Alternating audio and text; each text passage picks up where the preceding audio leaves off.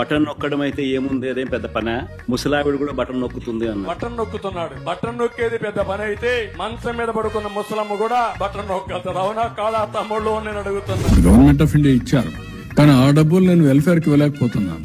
మరి ఇదే చంద్రబాబు నాయుడు ఎందుకు బటన్ నొక్కలేకపోతా ఉన్నాడు? బటన్ నొక్కడానికి ముఖ్యమంత్రి కావాలా తమ్ముళ్ళు? ఒక్కసారి మన బామ్మ నొక్కలేదా బటన్? ఒకసారి చూసి ప్రాక్టీస్ చేపిస్తే ఏమమ్మా నొక్కలేవా? ఒక్కసారి మన బామ్మ నొక్కలేదా బటన్?